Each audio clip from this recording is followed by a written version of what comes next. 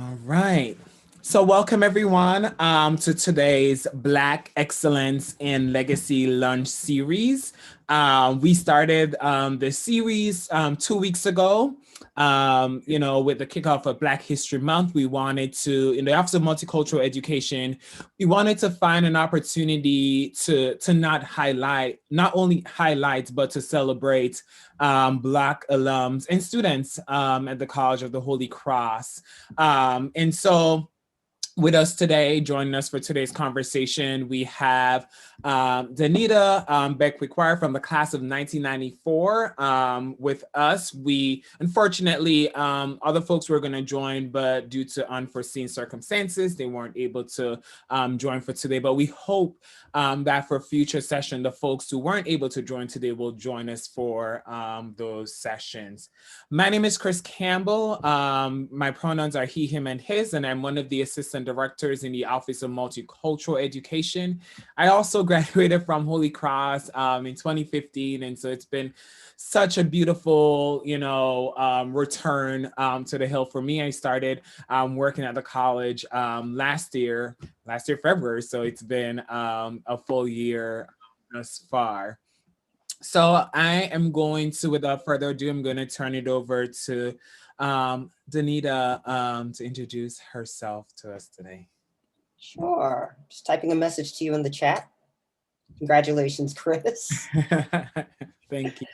Congratulations, and thank you so much for inviting me to participate in this session. Welcome, everyone. It's a pleasure to see you, see your names, know that you're listening. I see familiar faces and faces from my days on the Hill. As Chris introduced, I'm Danita Beck Wickwire from the class of 94. My pronouns are she, hers, and her. And I was a studio major at the College of the Holy Cross. I was a history minor and an African American Studies concentrator. I was actually the first student to serve on the African American Studies board, starting at the end of my sophomore year, going through my senior year. My other involvements at Holy Cross included House Counsel when I lived in Wheeler. I continued work with Residence Life staff, joining the Wheeler House as an RA and as the Clark Head RA in my senior year. I was also involved in the Student Government Association. Back on the academic side, I was part of the Arts Exhibition Organization, GESO. Not sure if that's still around, but we were responsible for hanging much of the art around campus outside of the gallery. But I also worked in the Cantor Art Gallery when I was a student at Holy Cross. Let's see, what critical things am I missing? I was a writer for the newspaper. I was not on the staff, but I submitted regular editorials. I was one of the publishers of Connect, which was a journal for African American and Black students. And in my junior and senior year, I was part of a comedic and fundraising troupe called Crusadist. The Crusadist took a satirical look at life on campus. And in my senior year, I was the co-producer and dedicated a great deal of my time to that activity, which was really fun. Some of the cast members are still my closest friends today. I currently live in Ruxton, Maryland, which is north of Baltimore. And starting in a few weeks, I will become the Vice President of Principal Giving for the National Audubon Society. Thank you. Thank you all. And let's start out the conversation with an icebreaker that Chris has recommended. I've had some time to think about it, so I will go first. And the question is, what does Black joy mean to you? Or what does joy mean to you? And for me, Black joy or joy is rooted in peace. It's a peace that you feel that's also connected to faith, knowing that all is well and that all will be well, that you are in a place mentally and emotionally where you can be yourself, where you can celebrate yourself, where you can be your authentic self alone and with others. And that is joy to me. And combined with happiness and faith, it just expands to a greater level, and it cannot be contained and cannot be subdued. Thank Who would you. like to go next? I'm not going to call on anyone. I want you guys to be ready. For sake of time, we are gonna leave that icebreaker just for our amazing panelist today, Danita. Okay. But as we go throughout today's session, just know that we will have, this will sort of be an informal formal session, and so we just we are speaking with Danita, and we do have some set of questions that we have for Danita, but feel free to drop any questions that might come up for you throughout the chat on the session today. Just drop it in the chat, and I'll be able to ask those questions. And if you have any follow-up to anything that Danita shares, also feel free to drop that in the chat. For the folks who are just joining us, welcome. We are just about to get started in terms of diving into the questions for today. So the first question for you, Danita, is what does Black excellence mean to you?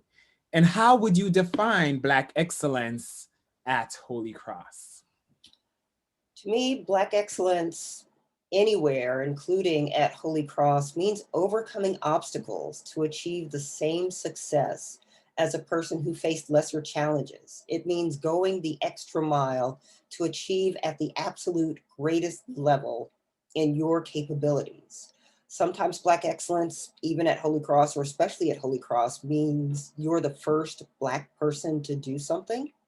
And to be frank, it's amazing that there's still places and areas at Holy Cross where one could still be the first Black person to do something. Meanwhile, there are other places where you will not be the first Black person to do something. Case in point, the first valedictorian of the college, James Healy. James Healy was a biracial man, and many people look at him and they want to say, he was the son of a slave, he was the son of a slave owner, he passed for white, so people really didn't know that he was Black, so he didn't face those obstacles that are ascribed to Black people. But by that same token, we all know that he was a Black man. He was a slave. He was born in slavery. And many people feel that people of color, Black people, cannot achieve, and it's rooted in our nature that we cannot achieve. James Healy, as half Black, as the valedictorian of the College of the Holy Cross, demonstrated from the very beginning that Black students can achieve at Holy Cross. And that should never, ever be questioned, because he did it first. And then his brothers came along after him and graduated with high honors and went on to success in life. And many of them were the first Black, whatever they did, but they achieved. And that was their objective, to work to their greatest ability and achieve. And pardon my dog, just came home for a walk. And for you guys who are still on campus and outside of campus, depending on your area, aim to be the first and the best, and to be remembered among the best. Others will come along after you who will achieve to the next level. Think about all of the records that have been set, especially in athletics. There's always someone chasing that who will surpass it. But even if you were the first to set the record, or you set one of the records, you want to be remembered for years and generations as among the best if you're pursuing excellence. Thank you for that. And you mentioned James Healy. So, when you were a student at Holy Cross, was there anyone, any mentor, any friend, any faculty staff that sort of motivated you to excel at Holy Cross? Was there anyone that you looked up to during your time? Oh, there were a number of people I looked up to in my time who encouraged me to excel and castigated me when I did not do well. I still remember not studying very much for an exam and making a B minus. And I turned to a friend and I said, wow, I made a B minus on this exam. I didn't study. And he said, pardon my language, what the hell is wrong with you? You can do better than a B minus. Otherwise you wouldn't be here. Don't aim for a B minus. Do better than that. And my two 90s alums here will remember who that young man is, Malcolm Innes. He said, you need to do better than that. But there are a number of others who pushed me to do better, thanks Kona, and to do my absolute best in whatever I was doing and helped me to do better. Sometimes words aren't enough, just saying, hey, do better. But having someone take you by the hand and say, let's go study, or I'm going to take you down to Carlin. I lived in Clark and Wheeler, so I never lived in the suites down in the quad. I'm going to take you down to Carlin to study with my friend who was studying for that same exam. And that was my friend Rachel Pierre in my freshman year and in my sophomore year. She always encouraged me to find someone older with whom I could study, or just someone else who would study with me so that I could stay on task, stay awake, and do my best. I've been hearing that a lot, and I think even just previous conversations that I've had with alums, and thinking through ongoing conversations that I'm having with folks, and I think about just the Black community as a whole, the importance of community, right? And finding your community and finding your person, right? And finding that individual that's going to motivate you, as you said, to be better and to do better. And yes, there are struggles, but one of the things that I keep hearing is just the beauty of the Holy Cross community and how folks were able to find those communities to excel and do better and be better. And of course, we've seen the folks on the call today, how the community not only stays on the Hill, but the community continues after one graduates from the College of the Holy Cross. With excellence in mind, excellence and legacy in mind, what story or stories would you like to share about your time on and off the Hill? Well, one story that I'm happy to share, and this is more with legacy in mind. I attended the BSU's 50th anniversary celebration in 2018. And before I joined the festivities and the fun, I spent part of the morning in the advancement office picking up an award that I'd received for fundraising for my class. And I have been my class's fundraising co-chair since 2006.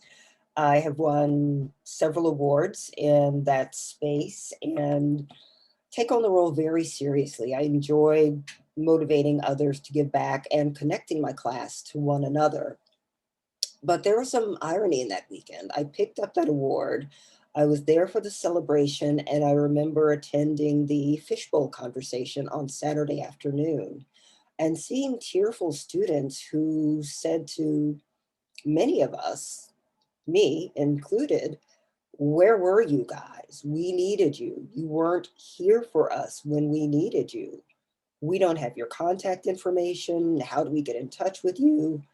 You guys haven't been here. I just won an award for fundraising, and it really struck me that, yes, I'm raising money that is supporting these kids, but they need that personal touch too.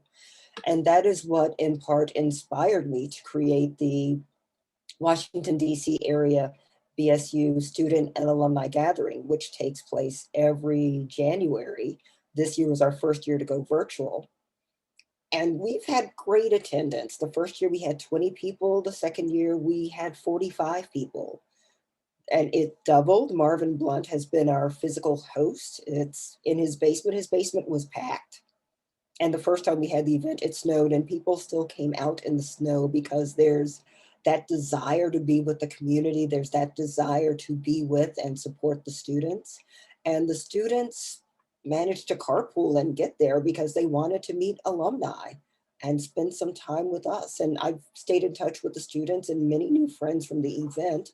But the event is not just about how much fun I had, but I did have fun. The event, in all honesty, is something that I hope will expand to many other communities. Now that we have greater presence, greater connection in the OME office, and greater knowledge about who the students are, we're in a better position to have BSU student and alumni gatherings in many more communities across the US. Because I honestly feel that's something that was lost when the Black student orientation ended a number of years ago. And it's something that was lost when the African American Experience Week went away. That connection with the alumni focused on the Black experience, which is very specific to us, because no matter where we go, what we do, it is obvious that we are Black. It is not obvious that someone is a first generation student. It is not obvious from physical appearance that someone is a lower income student. And many times it's not immediately obvious that a person is a Latino student or an Asian student. But for Black students, for Black alumni, for Black people, you see it right away. You know that we are Black and we can be judged for that. So there are obstacles that are common for all of us. And it's so helpful when Black students and Black alumni come together and can be placed together. And I see, and that's the legacy. That's what I want to be my legacy. And it's not about me, it's about that connection between students and alumni, because I never want to see students crying and saying, you weren't there for us, knowing that there are opportunities that are being created for alumni to be there for students. And Amy, looking at your question in the chat, what is the reason that those orientation experiences went away? When I graduated in '94, the Black classes, or the classes of Black students had dwindled significantly. There were about 30 in the class of '94. By the class of '96, my numbers might not be correct, but I remember in '96, there were about 10 Black students. 97, the numbers seemed to be even smaller. So it was, I can imagine, hard for the college to want to dedicate those resources for such a small number of students. There became an alumna orientation, and then that, and Mary Beth can speak more to it because she's been there all this time.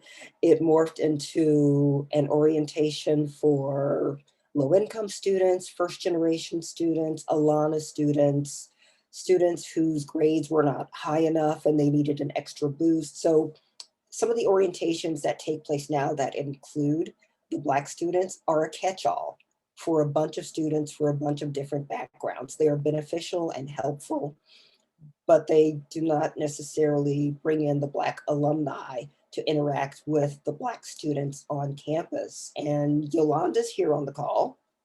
She graduated in 1990. I would not have met her if there had not been the Black student orientation. She came back and presented her Chorea poem from her senior year capstone project. And I met Kona as part of that orientation, and my father met Kona as part of that orientation and adopted him as his son, but that's another story.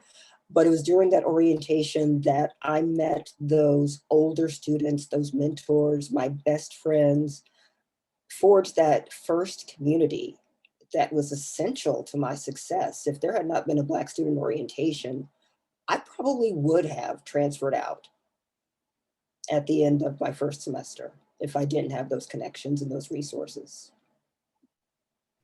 I think that's really powerful, to talk. I think the importance of affinity spaces, and I think what I'm hearing you say is that oftentimes we tend to group all by POC, students together, but not realizing the nuances of the individual identities and the need for Black spaces, the need for, APITA spaces, the need for DESI spaces, because within those identities, I mean, identities in and of itself, identities are complicated. And when you dive into the specific identities, right, there are specific needs and there are specific experiences. Not that all Black students experience the same experience, but there's some power to creating Black affinity spaces. And what I hear you mention is like, the Black orientation and those experiences. So I'm just taking notes, in terms of how, as an office, as an Office of Multicultural Education, how as an institution, we can identify the need for those spaces, and not only identify, but to create those spaces, I think, especially in collaboration with groups like the Black Student Union, but not just putting that on students to create those spaces, right? Oh, How can we as institutions, how can, with alumni engagement, sort of come together and pool resources together to create and amplify the Black voices in Black spaces. So I appreciate you sharing that, and I appreciate the question from Amy in the chat. thank you, Amy. And I must say a little bit more about the orientation. It wasn't just the alumni who came back, but Greta McNeil pulled in faculty, not just the Black faculty and the Black staff, but we met Maurizio Vanicelli from political science. He unfortunately passed away our freshman year, but we had the opportunity to meet him. We met Helen Wall from the English department. I never had a class with Helen Wall, but she was always one of my favorite professors, and I'm still in touch with her. Let's see. Maurice Girat, who was over the JYA program. So many students had the opportunity to get to know him and consider going abroad in their junior year or other off-campus opportunities. And Jean McCarthy, who was the head of the African American Studies program. Jean and I shared watercolor paintings and comments on Toni Morrison now. So I made some connections with faculty who are still my friends and mentors 30 years later through that orientation program. And it was truly helpful for we as students to have friends in the faculty spaces and in the administrative spaces that we created before regular freshman orientation, before we stepped foot in a classroom for a real class. And we did have class. I still have the paper that I wrote for Professor McCarthy. We read The Color Purple, and we had to create an essay about it. And it was the first time that our writing was critiqued at Holy Cross, and it prepared us to go into other classes and to write. Thank you. You spoke about fundraising and receiving the award, and from what I know about you, Danita, is there's a passion for fundraising. I'm curious as to where did that come from, and what sort of what sparked that motivation and passion for fundraising? Well, it's one of my goals to make a difference in individual lives and communities. When I graduated from college, actually, I'll go back. Before I started college, I was always a community volunteer. I was a point of light. Some of some of the older folks on the call will remember President Bush, George H.W. Bush's inaugural address, when he spoke of 1,000 points of light coming together to provide light in the darkness. And he was speaking to a volunteer coalition or groups of volunteers who would change their communities. In the city of Memphis, I was a volunteer at St. Jude Research Hospital. I was the Volunteer of the Month in August 1988. And from that point, I was nominated to be one of 1,000 points of light in a story that the local newspaper was creating. The president heard of this initiative and he came to Memphis Thanksgiving 1989, and all 1,000 of us were invited to come see the president speak and to hear him the day before Thanksgiving. And our initiative was considered one of the 1,000 points of light that was recognized by the Points of Light Foundation. So I'm 1/1000th the point of light. I've always been committed to service before Holy Cross, during my time at Holy Cross, and afterwards. I became a teacher with a program called Inner City Teaching Corps in Chicago, similar to Teach for America, but it focused on parochial schools on the south and west side of Chicago. Most of the participants were graduates of Jesuit schools, Ivy League schools, and some of the top liberal arts colleges throughout the country. I was in the program in its early stages. I was in the third core year. And in the very early stages of the program, we were frequently voluntold to help out with other tasks as needed by the program, including events, public relations, recruiting, promotions, and fundraising. And in some fundraising activity, I realized that I really enjoyed fundraising. I knew that as a teacher, I could affect positively the lives of my 31 students. I realized that as a fundraiser, I could secure the resources to support a number of teachers who had 31 or more students in whatever venue they were in. That was the first step. And when I returned to Memphis in the mid 90s after teaching, I coordinated an art exhibition. And it was originally scheduled to work with a group of artists. I became sick with mono, and while I was sick, that group disbanded, the funding went away. So suddenly I had a space and I didn't have any artists and I didn't have any money. I found some artists, that was the easy part. And then I had to raise the money. And a friend encouraged me to send letters to the corporations in town asking for sponsorships, which I did. And it was effective. The largest bank in the state came through with the first gift for the effort. International Paper came through. A couple of more large banks came through with sponsorships, and we managed to have our exhibition during Black History Month. We had a lot of fantastic publicity. And later in the year, when I applied for a job at the Memphis College of Art, something called a director of development, which focused on fundraising. I never knew the word development at the time. I applied for the job and I did not get that job, but they knew my name, they knew my work, and they kept my resume so that I could be considered. And then I was hired to be the assistant director of development. And that's where it all began, my career in professional fundraising. And I've stuck with it all these years because it can affect change, securing those fiscal resources and those partnerships that make a difference in critical organizations that are serving individuals and communities. Wow. So stellar.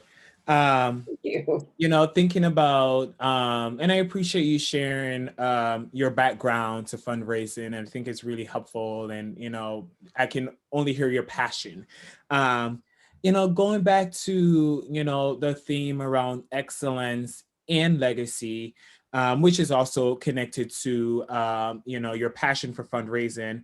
But how did you leave your legacy on the Hill? And I know you've touched on it, but one of the things that maybe you want to expound on the legacy that you've left on the Hill and that you continue to create. But one of the things that I'm curious about is, were you thinking about leaving your legacy when you were a student? And I'm sure students might have this question. I think students get so busy with academics and co-curricular activities, etc., but then they're not thinking about what they're leaving behind. So I'm wondering if that was something that you were thinking about, and how did you do it? I didn't think about it at first, to be frank. I was trying to survive, trying to find my way freshman year and sophomore year. And sometime in sophomore year, I I lived in Wheeler and we had some amazing, amazing RAs in Wheeler, especially on the third floor. Right, Kona? He'll put a comment in the chat box in a minute. Kona, Kona was one of the RAs on Wheeler 3. And our dear friend Rick Swanson was the head RA. And Rick Swanson, he's a big fan of Dr. King and Bobby Kennedy, and he focused the dorm on giving back in some way. He created the Dream of the Month.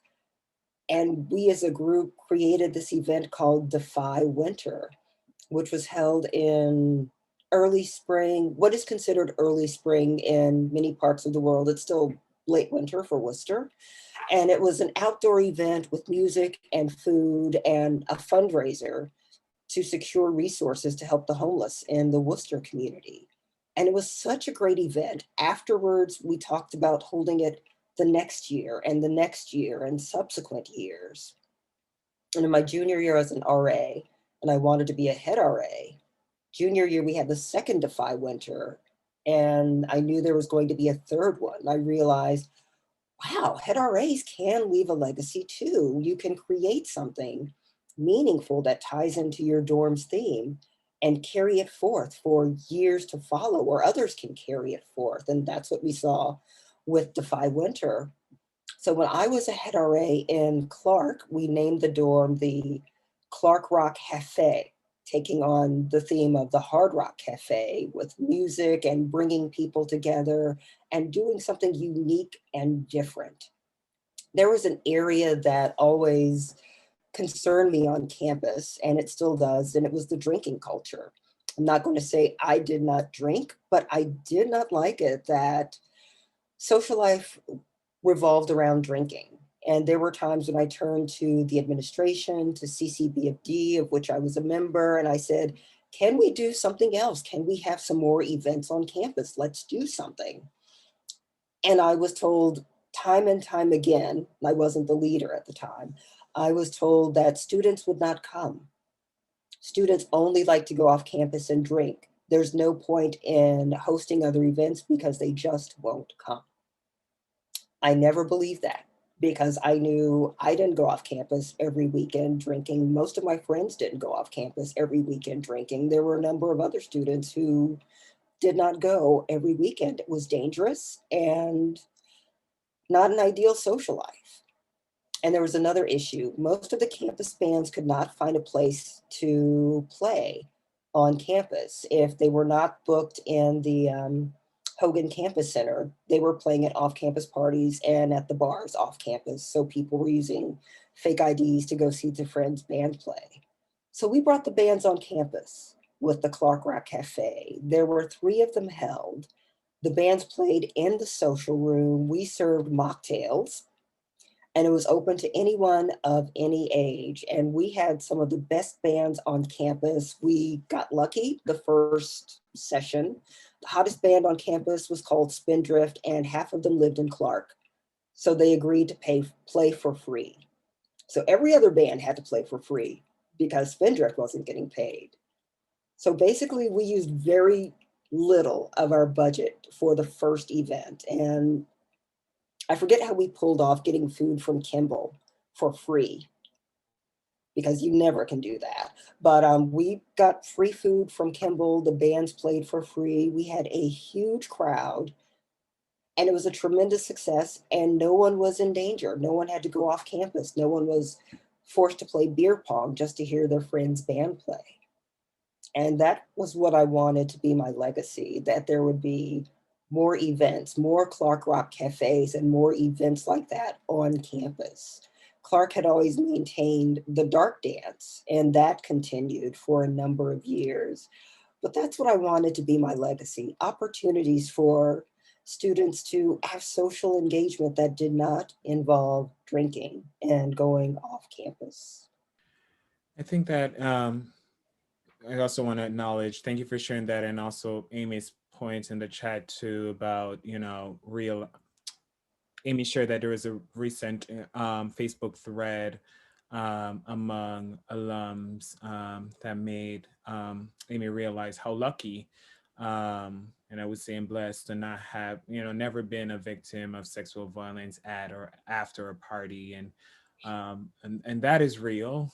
And especially when you mix the drinking and the alcohol, and also all these different things. But one thing I must share is that the college, I can say from my time at Holy Cross, has been very responsive to some of these reports and these concerns.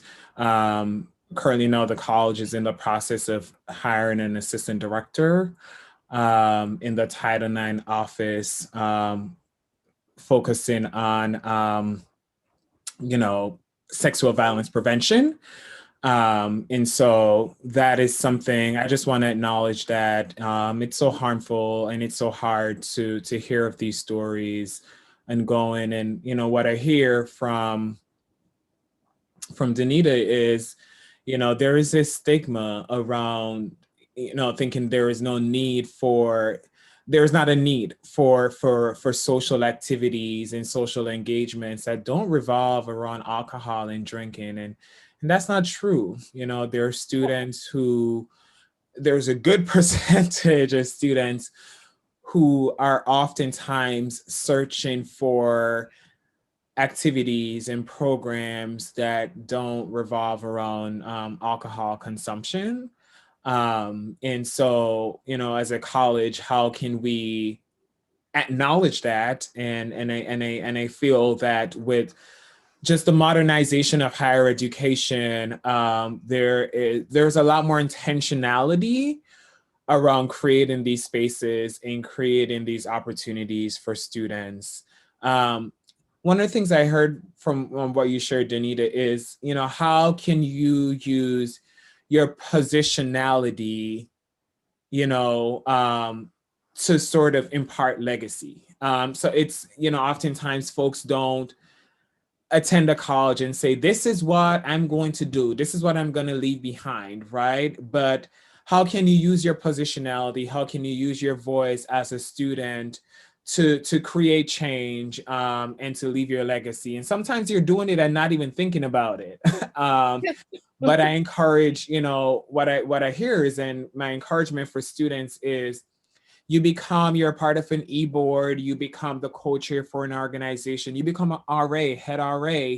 How do you use your time to create change and to create your own legacy, right? I oftentimes say to students meet with me and say, this is not here, we don't have this here. And I'm like, well, this sounds like a perfect opportunity for you to create something. And so I hope that students realize their power, and I hope that as an institution, we amplify those voices so that they feel and know that you can create your own legacy and you can actually impart change on this campus. Before I turn it over to folks, if they have any questions or anything that they would like to share, um, Danita, could you share any advice for current students around continuing the legacy while reaching their own individual goals? Yes, I've thought about that, imparting advice for the students, and there are three components I want to share and encourage. And number one, continue to achieve in the classroom. There has been a 50-year legacy of Black achievement, academic achievement at the College of the Holy Cross. Be a part of it, continue that legacy, help it to live on. There are still doubts, even though we've been achieving at Holy Cross for 50 years, more than 50 years, to be honest, going back to James Healy and all the Healy brothers, going back to the graduates in the 50s and 60s, going back to the large group that graduated in 72 and moving forward from there. There's a long and deep legacy, and keep achieving in the classroom to be part of that legacy. The second area, follow your passions, follow them now, both in your coursework and in your social activities. And as Chris just said, if there's something that isn't part of the community, build it, create it, make it as great as you are and as you want it to be. You will find the support in unbelievable spaces. So build it and make it happen. And the third area for leaving your own legacy and staying true to yourself, promote the work that you are doing and have done. Do so with humility and confidence. Don't brag, but do tell your story so that others will know what is happening, and even others can follow in your footsteps in years to come. Thank you so much, You're welcome. Anita, for just the your vulnerability and the joy that you brought to the conversation today. I learned a lot from you, and I feel like I continue to learn so much from you, but also learn a lot about your time on the Hill. And just, you know, the legacy that you created, I think, is a true testament to, you know, some of the work that students are currently doing, but also just a true testament to your love for the college and your passion for giving back to Holy Cross, and how invested you were as a student, and how you continue to be, you know, fully invested in just the life and the breadth of the college and students experiences. With that being said, I know there are folks who absolutely very inspiring, very empowering, as Ariana shared in the chat. Any questions for Danita? Anything that anyone would like to share as we, you know, start to close out our session today? Or any response to anything that Danita shared? I will just quickly say it is a delight to see you again. And I remember Danita all over campus. She was a force to be reckoned with. And that 27 years later, it all comes right back. Since you've graduated, like, that's pretty impressive. So it's wonderful to see you, Danita. And one of the things that I'm struck by, I remember the Defy Winter and the Clark Rock Cafe.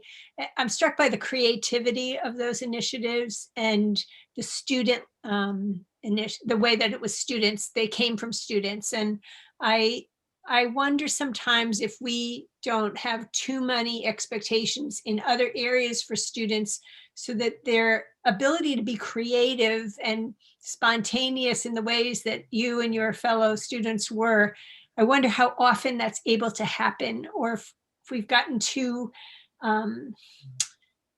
packed their hours so much that those kinds of kind of really creative initiatives that are very student driven, do they get to happen as much? I don't know, but I sometimes worry about that. So I also love the intergenerational piece. We've done a women's retreat for the last 4 or 5 years with alums and students, and I watch how they connect. And so I'm thinking we need to do a Black alum student retreat.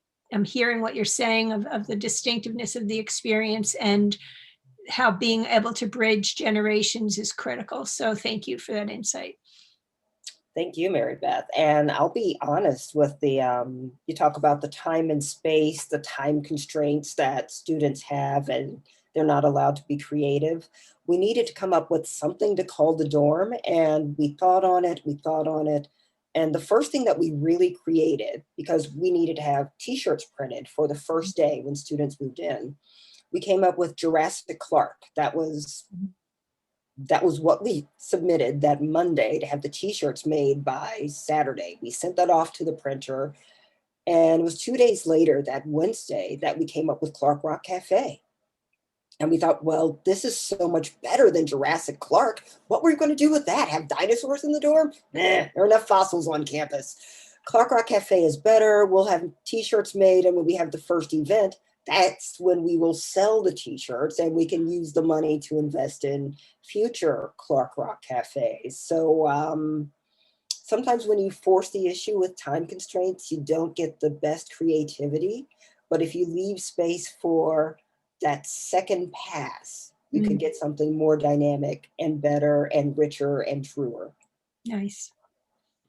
I appreciate that, and you're absolutely right, Mary Beth, around creating more opportunities for intergenerational connection. I think it's really important. I appreciate hearing about the women's leadership retreat. Hope I got it right. Or, you know, just an opportunity to bring Black alumni and current students together, maybe in the form of a retreat, and how meaningful that can be for students. And, you know, Danita, to your point, when I started last year, a lot of students kept saying, I just want to meet alums. And I think about how important it is, not just for their own personal and professional development, but I'm thinking about just, you know, helping them with their own career journey, right? I'm interacting with a lot of seniors this year. And a lot of them are still trying to figure things out. And I go back to, oh my God, if you had the connection with this alum from earlier on, how much that would have been helpful. And that, not to say that, you know, there aren't opportunities that doesn't exist at the college for, I'm thinking about Alana students specifically to connect with Alana alums, but I feel like there's more, right? I feel like how can we not only have these programs, but how can we have effective programs that are meeting a need and are creating these intergenerational connections that will last a lifetime, right? But I also appreciate, you know, I think my takeaway from this conversation, one of my takeaways from this conversation is how to encourage students to tap into their creativity. But also I'm a very critical thinker. And for me, it's like, what is causing students to not tap into their creativity anymore? You know, is it because of technology? Is it because of social media? What is going on? What are students having inorganic conversations, like just, you know, random conversations together where they're like just sitting down, brainstorming ideas and saying, you know what, this would be great for the college. And a student reached out recently with an idea, and I was willing to have the conversation with the student. But you know, one of the things that I was able to put back on the student was, if you share this idea as a student, it's going to be much well received, as opposed to as a staff member creating this idea. You know, this is, for me, it's going to look as if like, this is what I think is good for the student. But when y'all come together and collectively collaborate and think creatively, right? When you share those ideas, oh, the institution will realize and see, actually, no, this is not what Chris Campbell wants. This is what students want. And so that's something that I will continue to think about. We're at time, but Danita, thank you so much for joining us. Thank you so much for sharing your story with us. We know you will be back because you have so much to share. You have this wealth of knowledge that I think is meaningful and will be helpful for the further growth of our student, but also, you know, further in the development of our institution as a whole. To the folks who joined us today, to the classmates, the floor mates, the residents assistants, the students, the faculty, staff, for folks who joined us, thank you so much. I do see some Black alums in the space, so if you would like to join us for future conversations, reach out to me. Let me know. We would love to have you. I see you, Kona. So thank you all. Hope you all are having a great week. Continue to have a great week. Sending you all love and light from OME. Thank you, Chris. Thanks, everyone. Be safe.